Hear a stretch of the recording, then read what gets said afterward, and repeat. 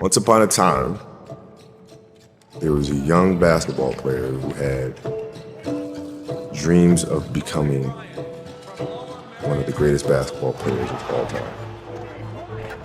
He worked day and night, every day, for years and years and years and years and years. As time went on, he felt that he had accomplished all that he set out to accomplish.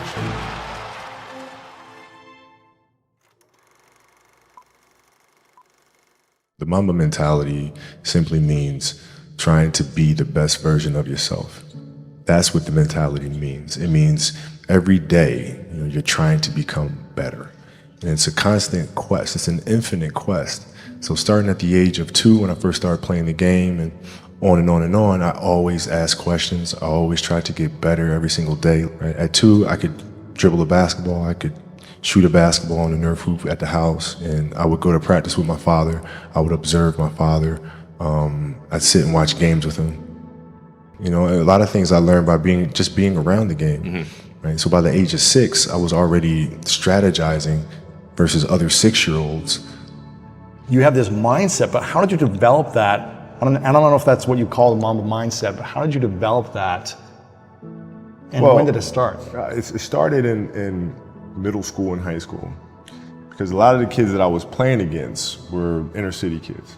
Yeah. And so they're looking at me as if, okay, this kid's soft, right? He's from the suburbs of Philadelphia. His father played in the NBA, played professionally. He's got it easy. Born on second, all this other stuff, right? And so it felt like they could try to be physical or try to intimidate me and do all this other stuff, which they couldn't, right? But now I'm saying, okay, well, you're trying to attack me. How am I going to attack you? How can I mentally figure out ways to break you down? How can I show you that, no, I have the edge, right? And so that's when it first started for me, is figuring out how to get the upper hand on an opponent that way. And what would you do to mentally break people down then? We used to have an All-American camp that I used to go to, and at the time when I first showed, I was a sophomore. And one of the things I would do is, while everybody would be at the cafeteria work, eating and doing all sort of stuff, I just go back to the gym.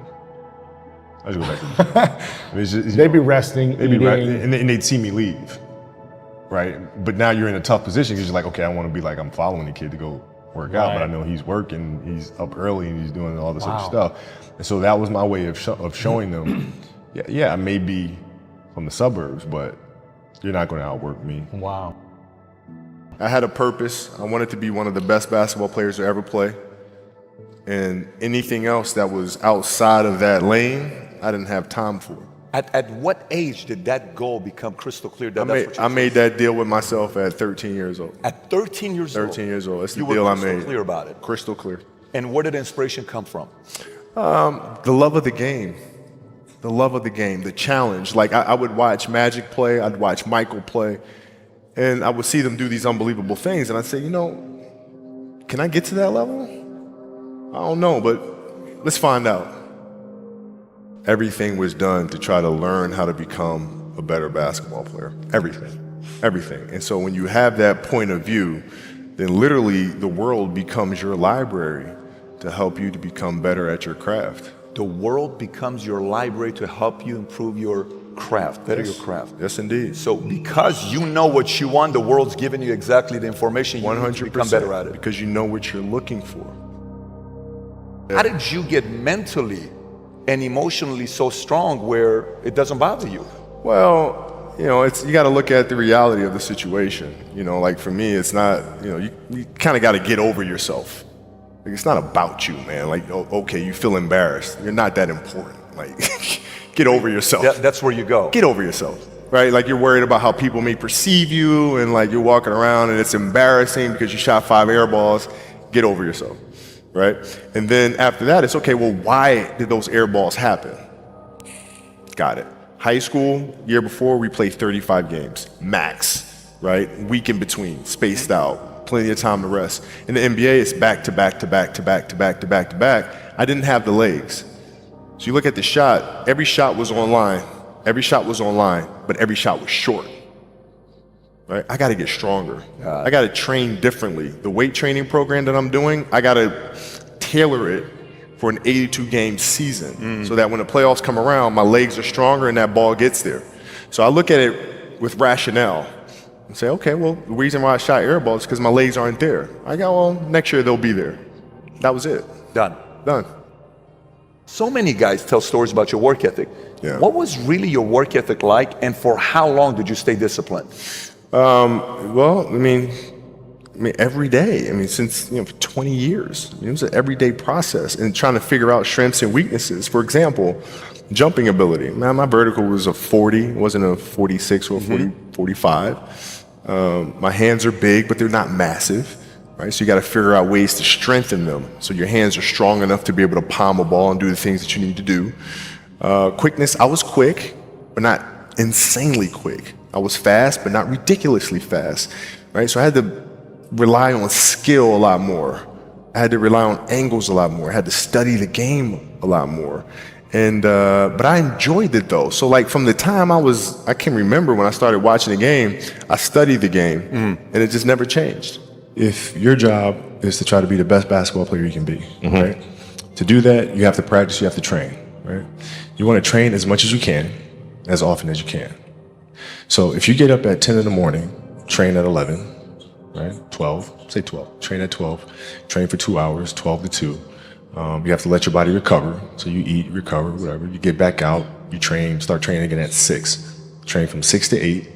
Right? And now you go home, you shower, you eat dinner, you go to bed, you wake up, you do it again, right? Those are 2 sessions. Right? Now imagine you wake up at 3, you train at 4. You go 4 to 6, come home, breakfast, relax, blah, blah, blah. Now you're back at it again, 9 to 11, right? You relax, and now all of a sudden you're back at it again, 2 to 4, and now you're back at it again, 7 to 9. Look how much more training I have done by simply starting at 4. Right? And so now you do that, and as the years go on, the separation that you have with your competitors and your peers just grows larger and larger and larger and larger and larger. And by year 5 or 6, doesn't matter what kind of work they do in the summer, they're never going to catch up because they're 5 years behind. Right? So it makes sense to get up and start your day early because you can get more work in. A lot of people in general are afraid of failure. How did you become one of those people who doesn't seem to be afraid of failing? It doesn't exist. It's not existent. What the hell does that mean? Seriously, what does failure mean? It doesn't exist. It's a figment of your imagination. So if you fail on Monday, the only way it's a failure on Monday is if you decide to not progress from that. Right? So to me, that's why failure is not existent. Because, if I fail today, okay, I'm going to learn something from that failure and I'm going to try again on Tuesday. I play to figure things out. I play to learn something, right? Because I think if you play with the fear of failure, or you play with the will to win, or that supersedes the fear of failure, I think it's a weakness either way. Right? Because if you play with the fear of failing, you'll have the pressure on yourself to play, to capitulate to that fear. If you play with the sense of I want to win, then you have the fear of what happens if you don't. But if you find common ground in the middle, in the center, then it doesn't matter. You're unfazed by either, right? And that enables you to really just stay in the moment, stay connected to it, and not feel anything other than what's in front of you. So, I try to just be dead center. If you finished your career without a championship, you would not have looked at that as a failure.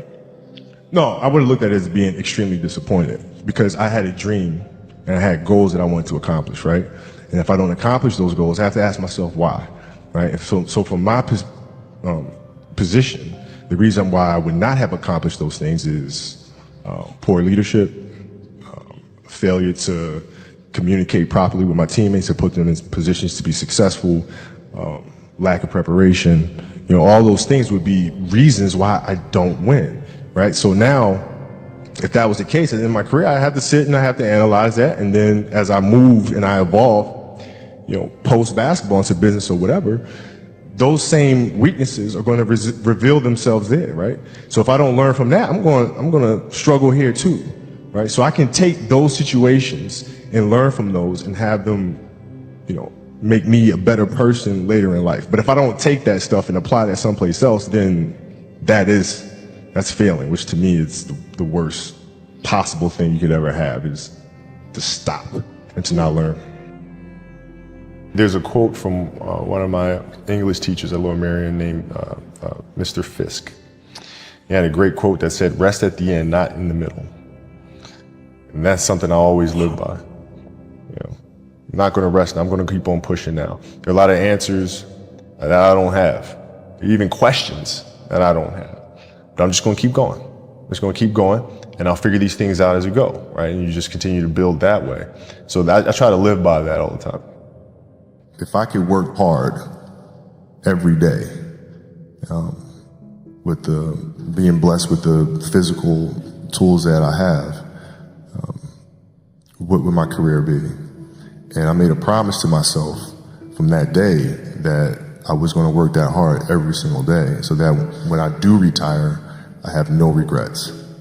And that was the most important thing for me, is to leave no stone unturned, get better every single day. And if I lived that way, then over time, you know, I'd have something that was beautiful. But that was my philosophy. It seems like a pretty simple one, but you know, if you live your life to just get better every single day, and do that for 20 years, I mean, what do you have? I think the definition of greatness is to inspire the people next to you. I think that's what greatness is, or should be. It's not something that lives and dies with one person. It's how can you inspire a person to then in turn inspire another person, that then inspires another person.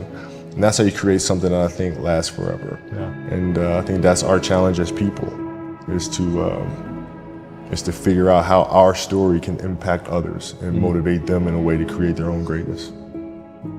We're not on this stage just because of talent or ability. We're up here because of 4 a.m. We're up here because of 2-a-days or 5-a-days. We're up here because we had a dream and let nothing stand in our way. If anything tried to bring us down, we used it to make us stronger. We were never satisfied, never finished, will never be retired. My high school English teacher, Mr. Fisk, he had this beautiful quote, and it read, "Rest at the end, not in the middle." And I took that to heart. I believe there's time for resting at the end, but for me, that time is not now.